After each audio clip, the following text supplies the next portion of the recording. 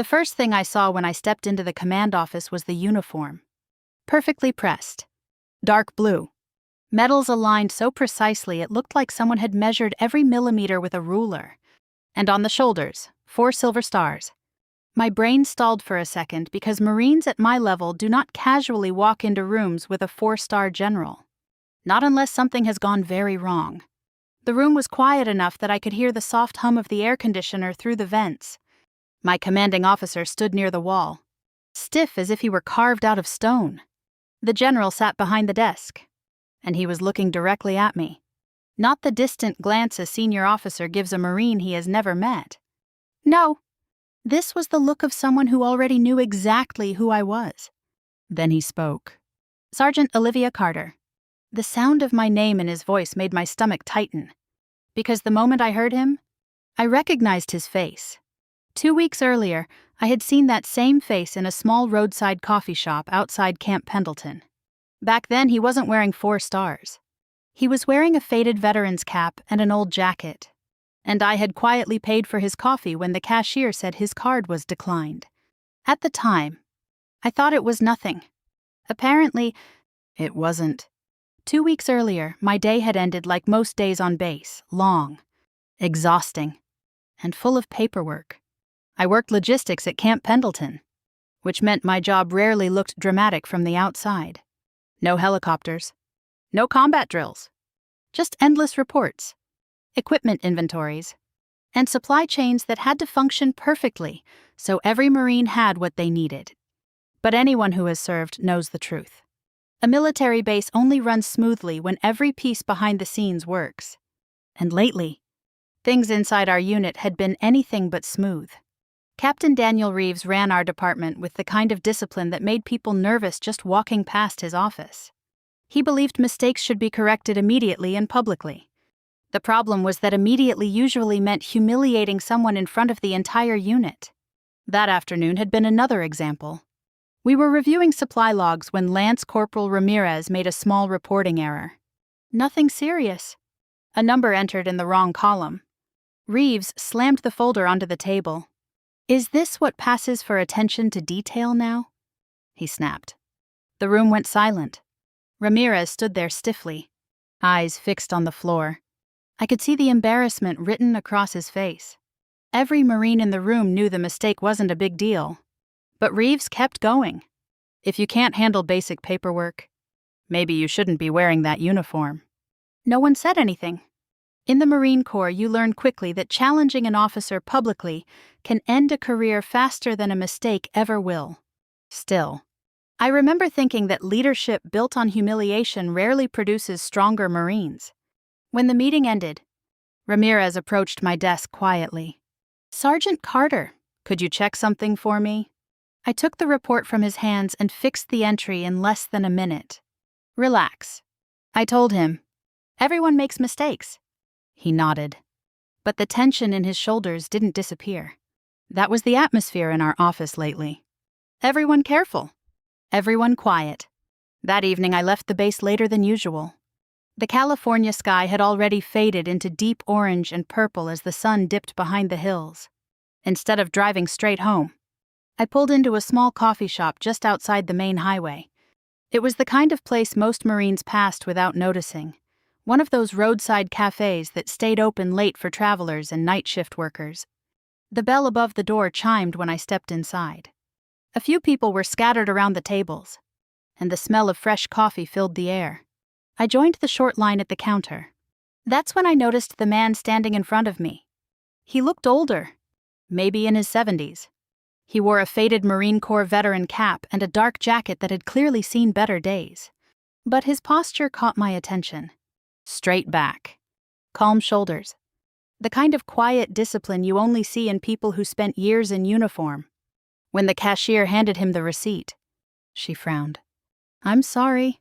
"Sir," she said gently, "your card was declined." The entire cafe seemed to pause. The man checked his wallet slowly. Clearly uncomfortable with the attention. He didn't argue, didn't complain. He just nodded once, as if preparing to step aside. I could see the embarrassment in the way he held himself, without thinking too much about it. I stepped forward. "Just add his coffee to mine," I told the cashier quietly. She nodded and rang it up. I didn't look at the man while the payment processed. The last thing I wanted was for him to feel like someone had made a scene out of helping him. When the cups were ready, I grabbed mine and headed for the door. Outside, the evening air felt cool against my face. I reached my car and opened the door. But something made me glance back toward the cafe window. The veteran was standing near the counter, and he was watching me leave. For a brief moment, our eyes met through the glass. There was something in his expression I couldn't quite explain. Not embarrassment, not surprise. Something more like quiet recognition. At the time, I dismissed it as nothing. Just a small moment between two Marines from different generations. I had no idea that 2 weeks later, that same man would be sitting behind a command desk wearing 4 silver stars. The highway outside Camp Pendleton was quiet that night. The kind of quiet you only notice after spending 12 hours inside a military office full of tension. I drove with the windows slightly open, letting the cool air push away the stale feeling of paperwork and fluorescent lights. For a while, my mind stayed on the coffee shop. The old Marine. The declined card. The way he had stood there without complaining, without making a scene. There was a certain dignity about him that stuck with me longer than I expected. Growing up, my grandfather used to say something about Marines. You can tell a Marine even when they're not wearing the uniform. I didn't fully understand what he meant until I joined the Corps myself. There's a way Marines carry themselves. A calm discipline that never quite disappears, even after the uniform is gone. That man in the coffee shop had that exact posture. Straight shoulders, still eyes, quiet patience. The kind of presence that comes from years of service. By the time I pulled through the gates back onto base, the moment had already started fading from my mind.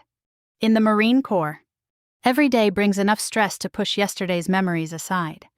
The next morning started before sunrise. I arrived at the logistics office while the sky was still gray, and the base was just beginning to wake up. The building smelled like coffee and printer ink. Stacks of supply reports waited on my desk. Across the room, Marines were already moving through the morning routine, checking inventory logs, updating readiness reports, preparing documentation for inspections. It looked organized from the outside. But underneath, the tension in our department had been growing for months. Captain Reeves arrived shortly after. The moment he stepped through the door, the entire room seemed to tighten. He carried a folder under his arm and walked directly toward the central desk. "Morning inspection," he announced. No one spoke. Everyone just gathered around. Reeves flipped open the folder and began reviewing paperwork line by line. His voice stayed calm. But the calmness always felt sharper than shouting. When he reached Ramirez's report, he stopped. "This number is wrong." Ramirez froze beside him. "Sir," I may have entered the figure before the update came in. Reeves cut him off immediately. "You may have..." The words echoed across the office. "This isn't a classroom. Lance Corporal." We don't guess here. Every Marine in the room kept their eyes forward. No one moved. Reeves dropped the report on the desk. "If you can't manage basic documentation, maybe you should reconsider your position in this unit." Ramirez's face turned red, but he stayed silent. The inspection continued for another 15 minutes. Each page flipped with the same cold precision. When it was finally over, everyone returned to their desks without speaking.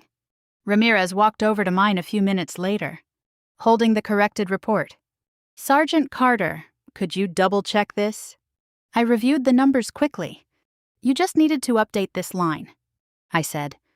Pointing to the column, he nodded. "Thanks." There was relief in his voice, but also something else. Fatigue. The kind that builds slowly when someone feels like they're constantly waiting to be called out. I handed the report back to him. "Don't let one mistake shake you," I said quietly. He gave a small nod before returning to his desk. Across the room, Captain Reeves was standing near the window.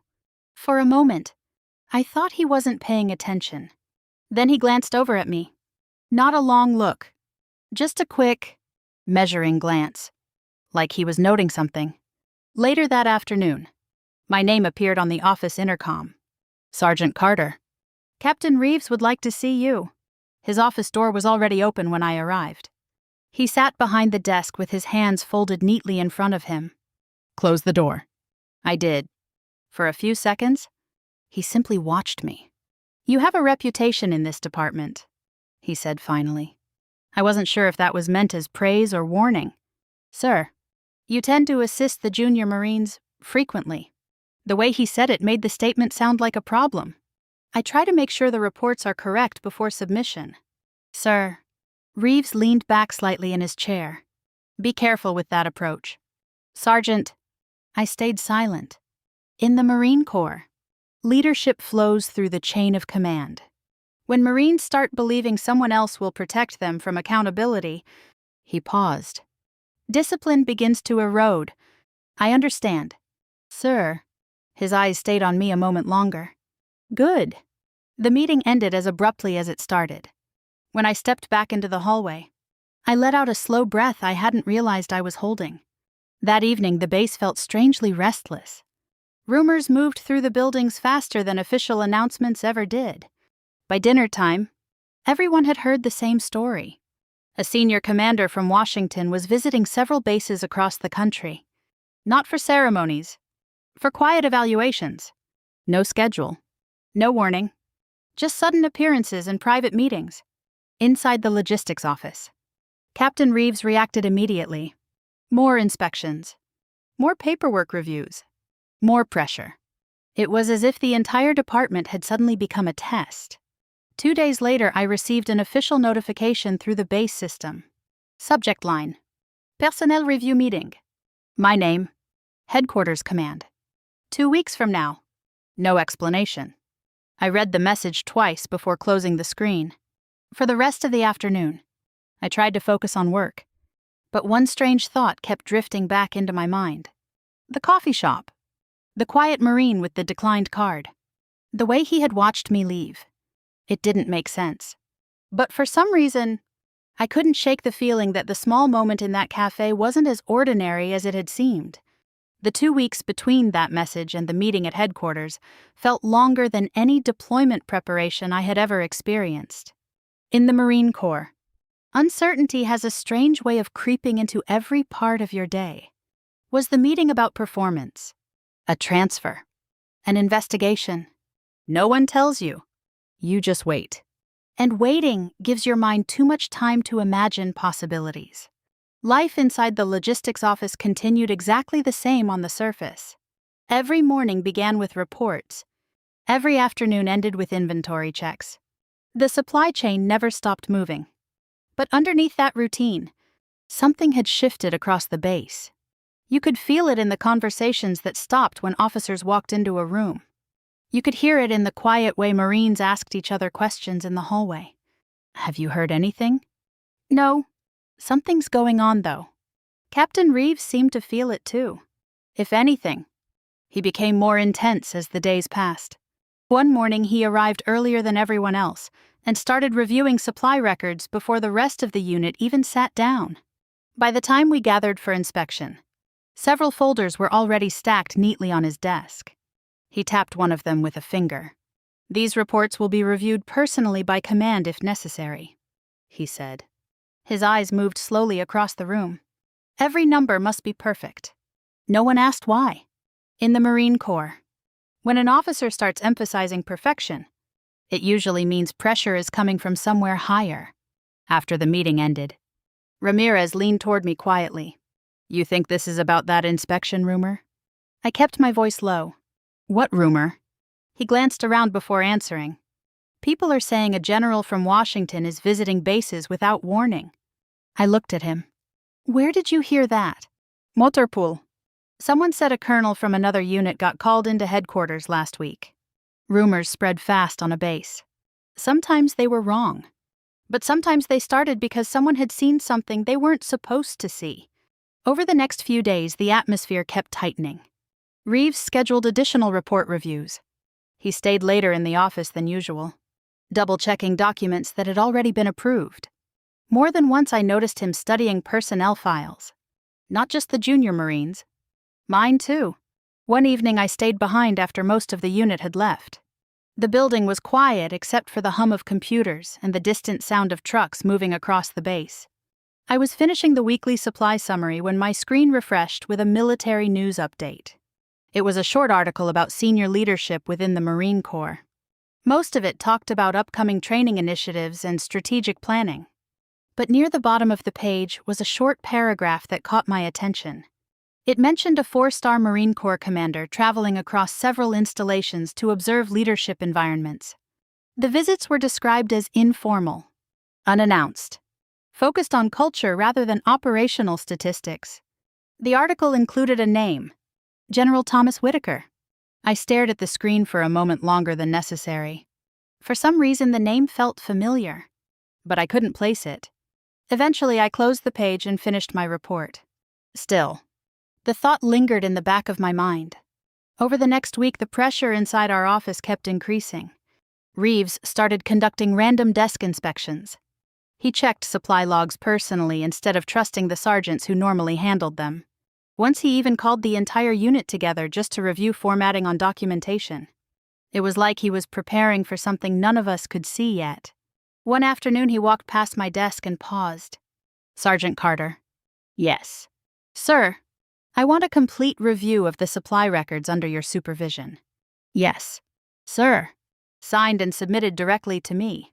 His tone left no room for questions. "Yes." "Sir?" That evening I stayed late again, reviewing numbers line by line. Every inventory code, every delivery log, every maintenance record.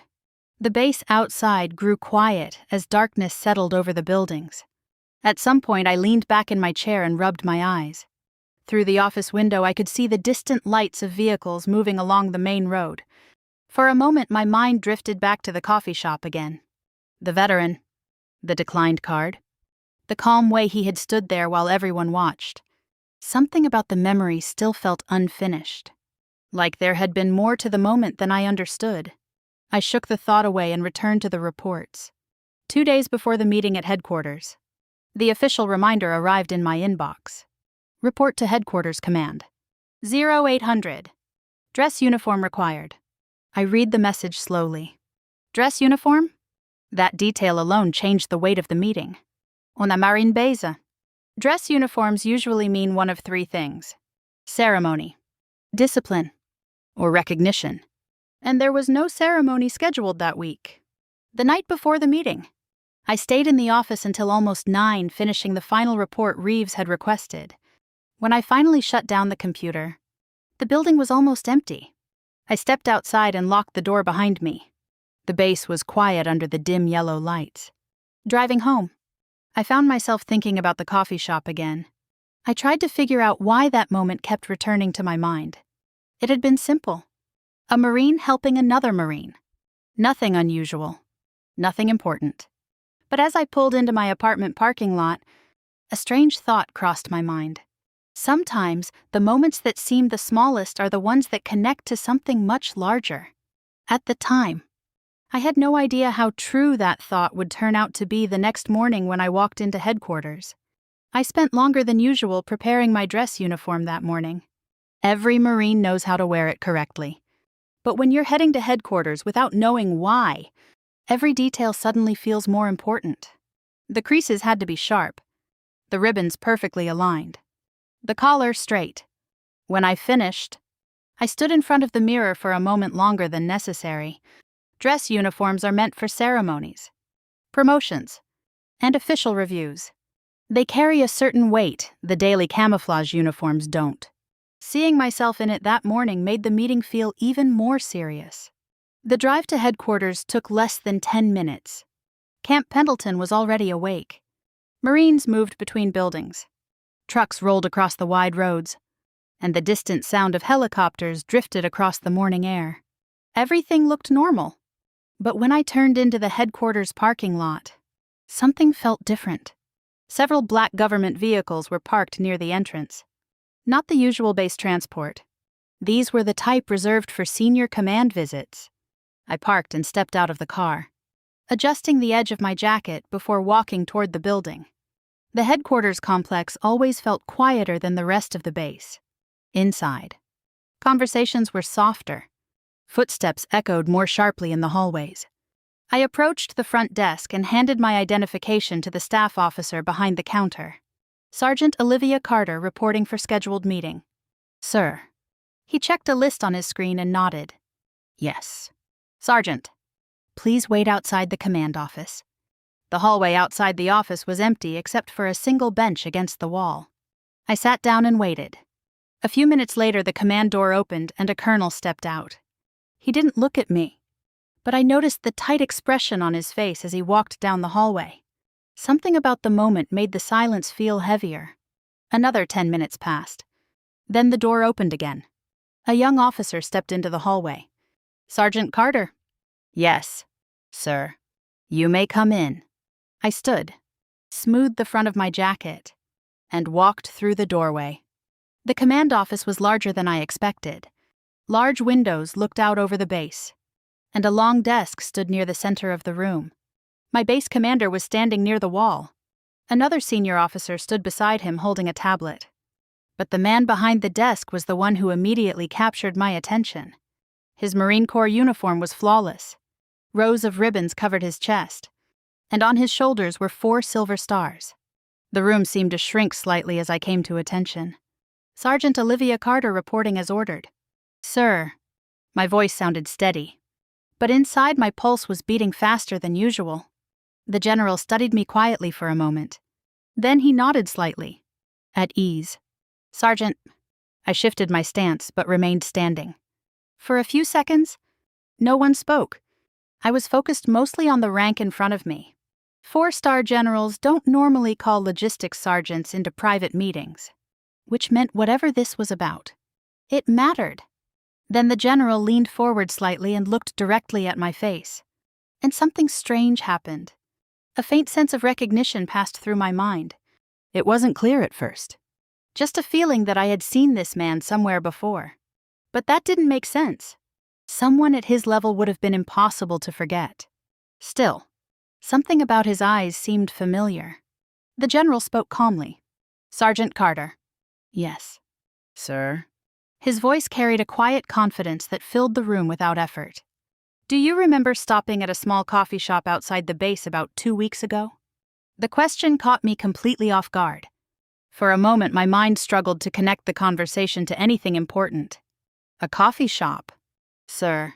Yes. He watched my expression carefully. The one along the highway near the north gate. And suddenly the memory came rushing back. The café. The declined card.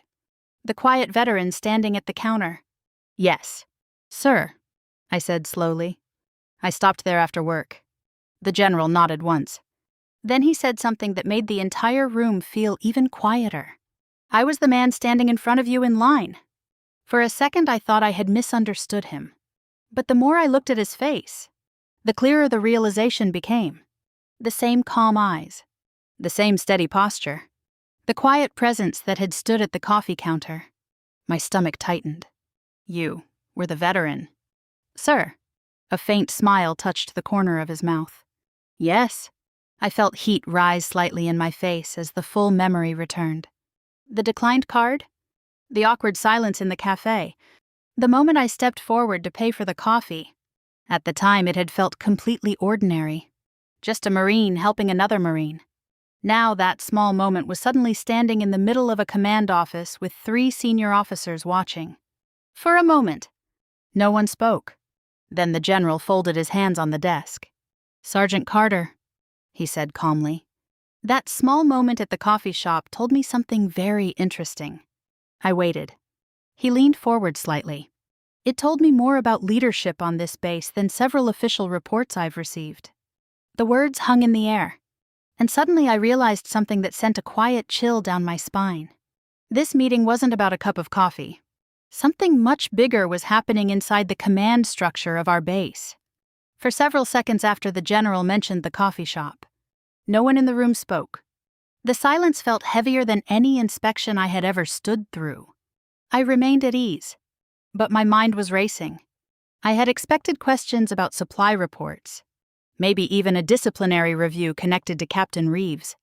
I had not expected the most senior officer in the room to bring up a cup of coffee from 2 weeks earlier. General Whitaker watched me carefully, as if measuring my reaction. "You didn't recognize me at the café," he said calmly. "No, sir. That was the point." He leaned back slightly in his chair. "Over the past year, I've been visiting Marine Corps bases across the country. Some visits are formal. Others are less visible." I listened closely. "Formal inspections show you numbers," he continued. "Operational readiness. Equipment reports. Documentation." He paused. "But numbers don't always show you how Marines treat each other when rank isn't involved." The words made the entire situation start to make sense. "You were observing Marines outside the base," I said carefully. He nodded once. "Exactly." I suddenly remembered the way the veteran in the cafe had watched the room without drawing attention to himself. The way he had stood quietly while the cashier explained the declined card. "You were testing us," I said. A faint smile crossed his face. "Not testing generosity," he replied. "Testing character." He folded his hands on the desk. That evening, several Marines passed through that cafe. Some noticed the situation. Most pretended not to. The room remained silent behind me. "What interested me wasn't the money," he said. "It was the way you handled the situation." I thought back to the moment. I hadn't done anything extraordinary. I had just tried to keep the man from feeling embarrassed. I didn't expect recognition. "Sir," I said. "That's exactly why it mattered." He studied me for another moment. "Leadership isn't measured when someone knows they're being evaluated." He tapped a finger lightly against the desk. "It's measured in the moments when no one important appears to be watching." I absorbed the words slowly. The conversation already felt different from any meeting I had experienced in the Marine Corps. Then the general's tone shifted slightly. "That coffee shop visit wasn't the only reason I came to this base." I felt a quiet tension build in the room again. My office has been reviewing leadership conditions in several departments here. He glanced briefly toward the tablet the other officer was holding. "One department in particular." My stomach tightened slightly. "Logistics." I was almost certain of it. "Captain Daniel Reeves," Whitaker said. The name landed in the room like a dropped tool in a quiet workshop. I kept my expression neutral, but inside my thoughts were already moving quickly. "We've received several internal reports about leadership culture inside the Logistics Command," the general continued. "Nothing formal enough to trigger a full investigation." He looked at me again. "But enough to raise questions." I realized this was no longer a conversation about a coffee shop. This was about the entire structure of my unit. "Sergeant Carter," he said. "Yes." "Sir, in your experience, does Captain Reeves lead his Marines with respect?" The question hung in the air. In the Marine Corps, criticizing a superior officer in front of command staff is not something you do lightly. Reeves controlled our department, our schedules, our performance reports, our careers. But I also thought about Ramirez standing silently during inspections, about the tension that filled the office every morning, about the quiet frustration I had seen building in younger Marines who were trying their best. I answered carefully. "Captain Reeves maintained strict discipline." "Sir," Whitaker waited. "But discipline alone doesn't always build strong Marines." The room stayed silent. "He often corrects mistakes publicly," I continued. "Sometimes in ways that embarrass the Marines involved." I kept my voice steady. "Over time, that approach has affected morale in the unit." Whitaker didn't interrupt. I described a few of the incidents I had witnessed. Nothing exaggerated. Just facts. Reeves criticizing Marines over minor paperwork errors. Threatening formal reports for small mistakes. Creating an environment where junior Marines worked in constant fear of being called out. When I finished speaking, the general remained silent for a few seconds. Then he leaned back slowly in his chair. The officer beside him typed something into the tablet. My base commander said nothing. Finally, Whitaker looked back at me. "You're not the first Marine who has described that leadership style," he said. Something inside my chest tightened slightly, which meant others had spoken too. He opened a folder on the desk. Inside were several documents, transfer requests, Internal feedback summaries. Notes from previous observations. The patterns are consistent, he said calmly. Low morale. High transfer requests. A leadership culture built on pressure instead of trust. He closed the folder. But hearing it from someone currently inside the unit matters. He looked directly at me. You may have just confirmed the final piece we needed. For the first time since walking into the office, I realized the full weight of the situation. This wasn't just a conversation. It was the center of an investigation. And somehow, a small moment in a coffee shop had led me straight into it. For a few seconds after the general closed the folder, the room remained completely silent. I could hear the faint buzz of the lights overhead and the quiet tapping of the officer beside him finishing his notes. Standing there, I suddenly became aware of what I had just done.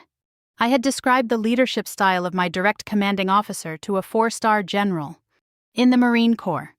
Honesty is respected, but honesty can also be dangerous. General Whitaker broke the silence first. Thank you for your honesty. Sergeant Carter. His voice was calm, almost conversational. I wasn't sure if that meant the difficult part of the conversation was over or just beginning. He leaned back slightly in his chair. Leadership culture is one of the most difficult things to evaluate inside a command structure, he said. Official reports rarely capture what Marines actually experience every day. The officer beside him rotated the tablet slightly so the general could see the screen. Whitaker glanced at it briefly. Over the past several weeks, he continued, we've reviewed multiple internal indicators related to the logistics command. I listened carefully. Transfer requests from junior Marines, anonymous morale surveys, internal notes from previous inspections. Each item sounded small on its own, but together they formed a pattern. And that pattern, Whitaker said quietly, suggests a leadership environment that may not be functioning as effectively as it should. I kept my posture steady. Sir. He looked at me again. You mentioned earlier that Captain Reeves often corrects mistakes publicly. Yes, sir. How do the Marines in your unit respond to that approach? For a moment I considered my answer carefully. They try to avoid attention. Sir. Meaning? Most of them focus on avoiding mistakes rather than improving their work. Whitaker nodded slightly. That's a common symptom. He rested his hands on the desk. When Marines start working primarily out of fear, performance becomes fragile. The officer with the tablet spoke for the first time. Sir, the internal survey responses align with that observation. Whitaker glanced briefly at the screen. Low confidence in leadership. Yes, sir. The general looked back at me. Sergeant Carter, do the Marines under Captain Reeves trust him? The question felt heavier than the previous ones. Trust is one of the most important words in the Marine Corps. Discipline can enforce obedience, but trust is what builds loyalty. I answered carefully. They respect the rank, sir. Whitaker didn't move. But respect for rank isn't the same as trust. The room stayed silent again. He nodded once. That distinction matters more than many leaders realize. He paused for a moment before continuing. During my visit here, I've spent several days walking through different areas of the base. I looked up slightly. Sometimes in uniform, he said. Sometimes not. That detail caught my attention immediately. I've spoken with Marines in the dining halls, the motor pool, and the training grounds. He tapped the desk lightly. Not formal conversations, just casual ones. What I've noticed is interesting. I waited. The younger Marines here take pride in their work. He paused. They speak positively about the mission, about the Corps, about their fellow Marines. Then his tone shifted slightly. But when Captain Reeves's name enters the conversation, he let the sentence hang in the air. Those conversations stop. I understood exactly what he meant. Silence can say more than complaints. Whitaker studied me again. Leadership should create confidence, he said. When Marines become careful about what they say inside their own unit, that confidence has already begun to erode. I nodded slightly. Yes, sir. He leaned back in his chair again. You should also understand something. Sergeant. Yes. Sir? Speaking honestly today may place you in a difficult position. I knew what he meant immediately. If Reeves discovered that I had spoken about the situation during a command review, things inside the office could become complicated. The Marine Corps has strict policies against retaliation, but culture inside a unit can still make daily life uncomfortable. I understand, sir. Whitaker watched my expression for a moment. Good. He closed the folder completely. A formal leadership review will take place within the next few days. My pulse quickened slightly. Several senior officers will attend. The findings will be reviewed at command level. He paused. You may be asked to attend that review as a witness. Yes, sir. The officer beside him saved the final notes and turned off the tablet. Whitaker stood. The meeting was clearly coming to an end. Sergeant Carter, he said. Yes, sir. You're dismissed. I gave a quick nod. Yes. Sir. I turned and walked toward the door, my mind still processing everything that had just happened. When I stepped outside the headquarters building, the bright California sunlight almost felt strange after the quiet intensity of the office. For a moment, I just stood there in the parking lot. 2 hours earlier, I had walked into that building expecting a routine command meeting. Now I understood I had just participated in the center of a leadership investigation. I started walking toward my car. Halfway across the lot, the sound of a vehicle door closing made me glance up. Captain Daniel Reeves had just stepped out of his car. He adjusted his uniform jacket and began walking toward the headquarters entrance.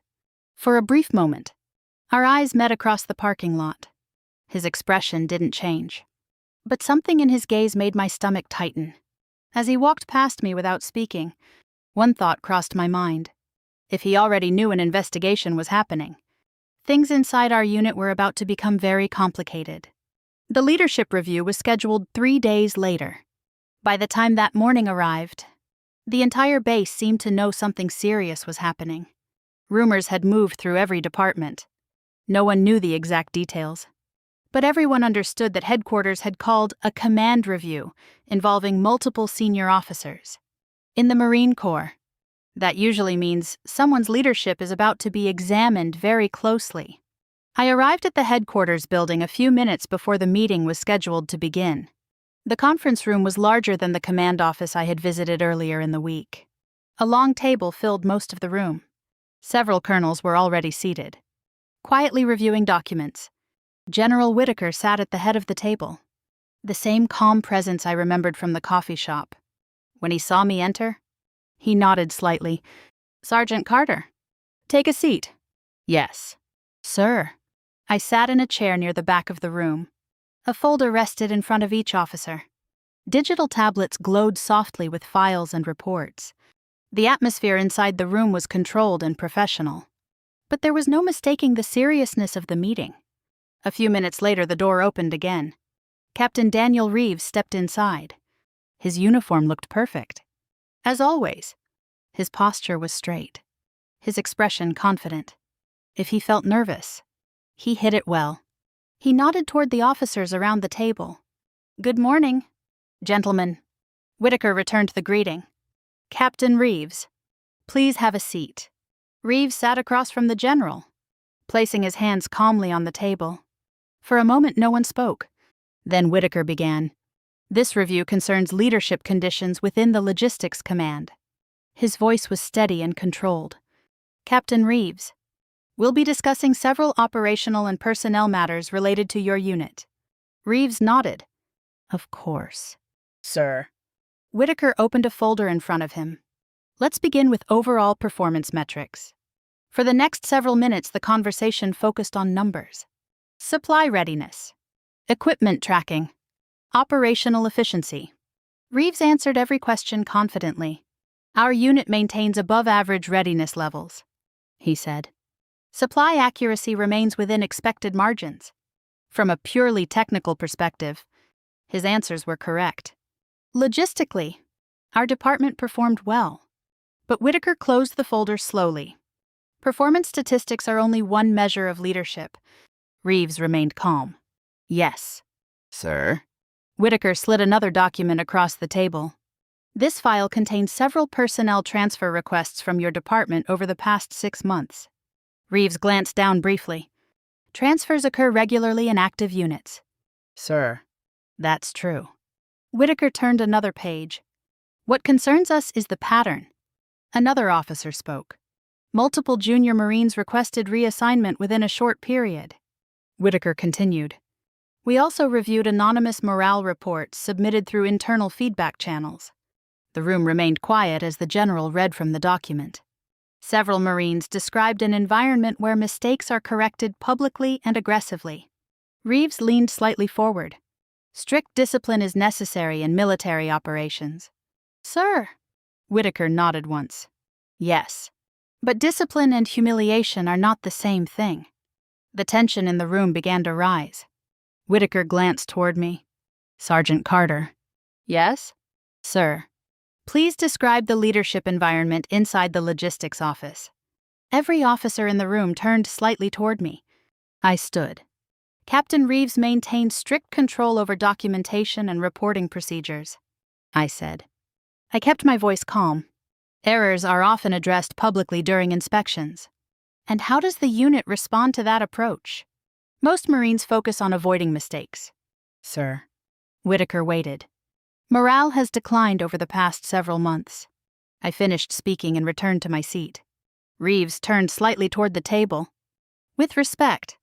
Sir, he said. Discipline often feels uncomfortable to Marines who lack experience. He gestured lightly toward me.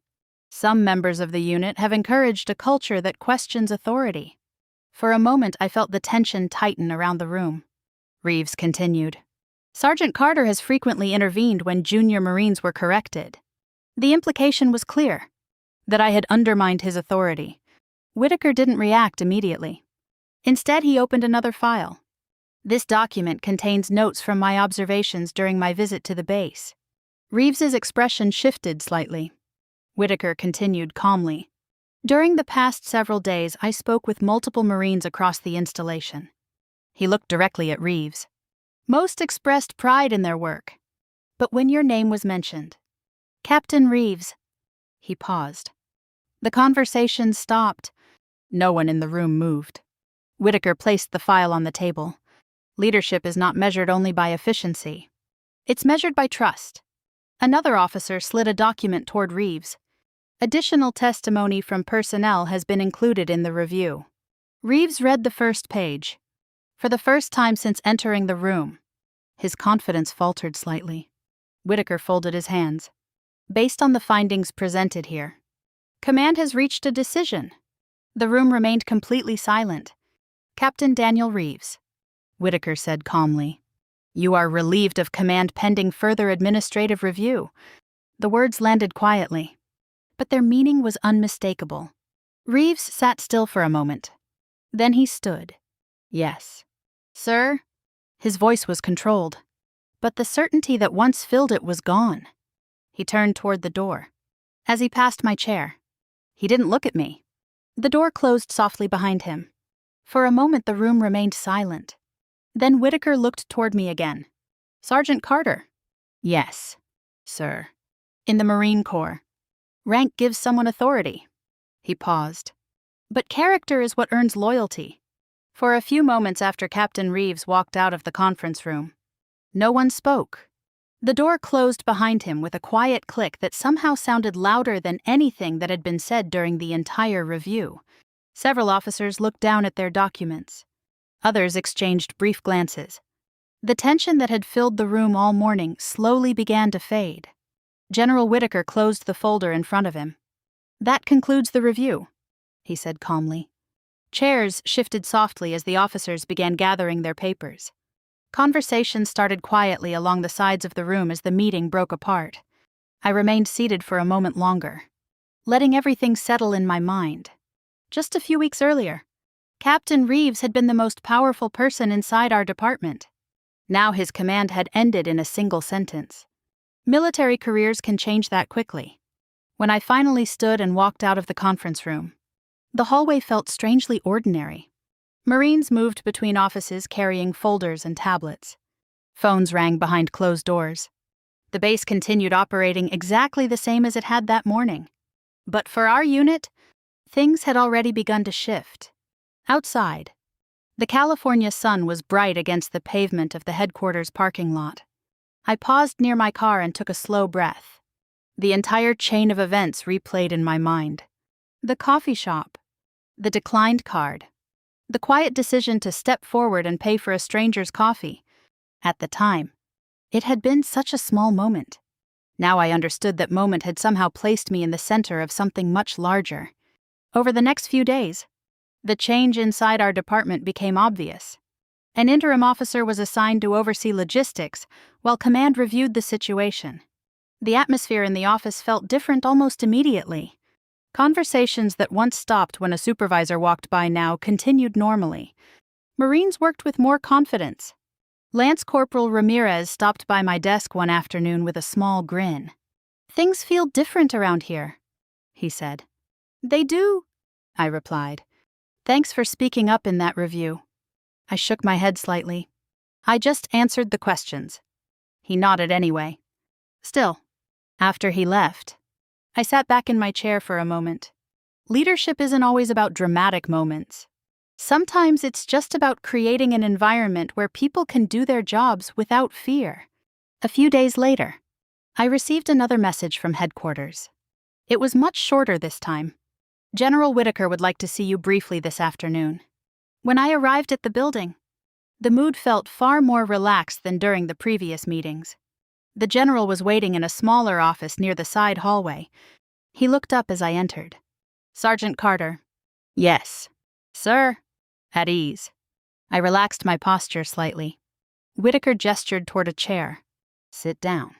I did. For a moment, he simply studied the base through the window. "You handled yourself well during the review," he said. "Thank you." "Sir." He nodded once. "Leadership failures rarely begin with dramatic mistakes." He turned slightly toward me. "They usually begin with small habits that slowly erode trust." I listened carefully. That's why I spend time observing Marines outside formal inspections. He gave a faint smile. People behave very differently when they believe rank isn't present. The coffee shop flashed through my mind again. "That's why you were there?" I said. "Yes." He rested his hands on the desk. "That moment told me something important about you." I wasn't sure what to say. "You helped someone who appeared to have nothing to offer you in return." He paused. "And you did it quietly. That's the kind of leadership the Marine Corps needs." I felt a small weight settle in my chest. Not pride exactly. More like responsibility. Whitaker stood and walked toward the window. "When Marines trust their leaders, they perform better. They stay longer. They believe in the mission." He turned back toward me. "And trust doesn't come from rank alone." I nodded. "Yes." "Sir." After a few more minutes, the meeting ended. As I walked out of headquarters again, the afternoon sunlight stretched across the base roads. Marines moved between buildings. Trucks rolled past carrying equipment. Life on the base continued just as it always had. But my perspective had changed. Driving home that evening, I passed the same small coffee shop near the highway. For a moment I slowed slightly as I drove by. The café looked exactly the same. Same windows. Same quiet parking lot. Anyone driving past it would assume nothing important had ever happened there. But I knew better. Because sometimes the moments that change everything don't look dramatic at all. Sometimes they happen when you decide how to treat another person when no one important seems to be watching. That small moment had revealed something about leadership, about character, and about the kind of Marine I wanted to be. And honestly, it made me wonder about something else. How many moments like that happen every day around us, without anyone realizing their importance? If you've ever experienced something similar, a small act of kindness that unexpectedly changed someone's life, or revealed something about a person's character, I'd genuinely love to hear about it. Stories like that remind us that leadership, respect, and integrity don't only exist in big moments. Sometimes they start with something as simple as a conversation, a decision, or even a cup of coffee. So if this story meant something to you, share your thoughts below. Tell me about a moment that changed the way you look at people or leadership. And if you enjoy hearing real stories like this, about the quiet moments where character really shows, make sure you stay here and subscribe. Because there are many more stories like this one still waiting to be told.